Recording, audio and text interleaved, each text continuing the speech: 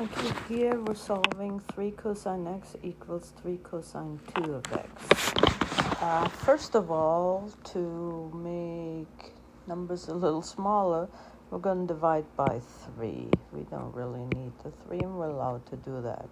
So we have cosine x equals cosine 2x, which is the double angle formula. So for the cosine of 2x, since on the left-hand side it says cosine, I like to keep everything in cosine, and I'm going to rewrite the cosine of 2x into 2 cosine squared minus x.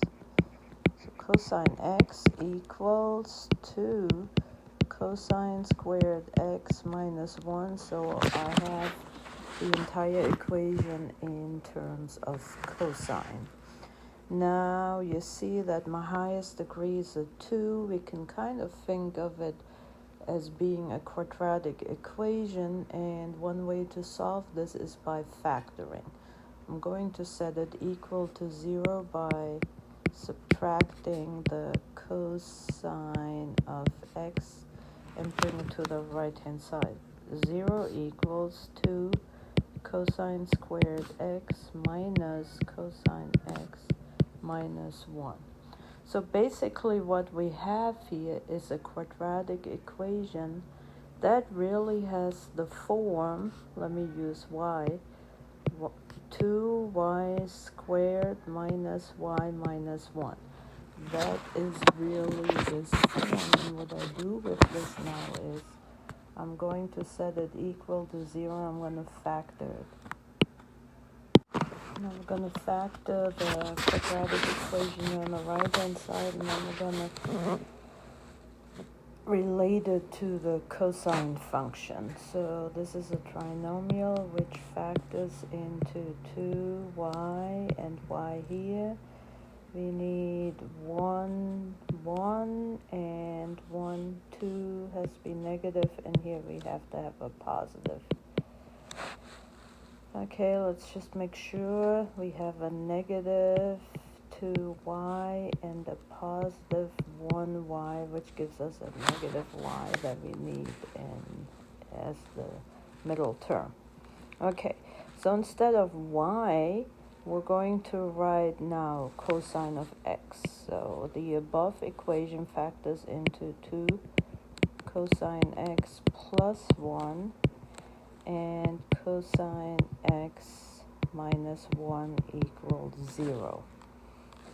I said each factor equal to 0. And now I'm going to solve for cosine x. Bring a 1 over and divide by 2. So cosine x equals negative 1/2. And over here I'm going to solve for cosine x, and I get bring the 1 over equals 1. So we have to find the angles for which the cosine is 1. So the cosine is 1. Let me just graph here. At 0, the cosine is also 1 at 2 pi or at 360 degrees, and then it repeats itself every 2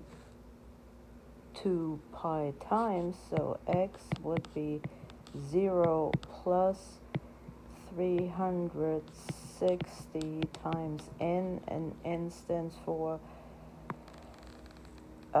0, 1, 2, 3. So if n is 0, you get 0. If n is 1, you get 360. If n is 2, you get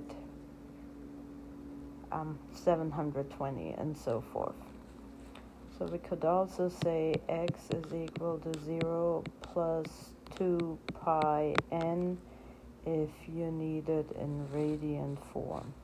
Now we're going to look to see for which angle is the cosine negative 1/2. First of all, the cosine is negative 1/2 in quadrant 2 and in quadrant 3.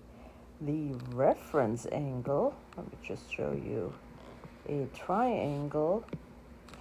Here we have 60, here we have 30, 1, 2, square root of 3.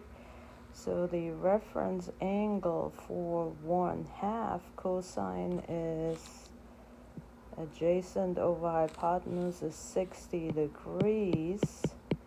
In quadrant 2, that angle would be 180 minus 60, which is 120. And in quadrant 3, the angle is 180 plus 60, which is 240 degrees.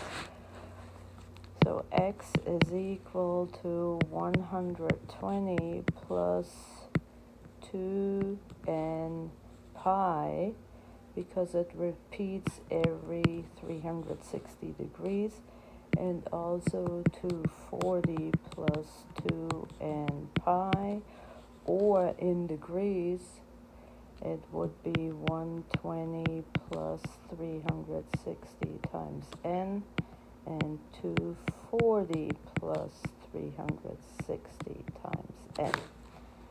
Okay, and that's how you find all the angles.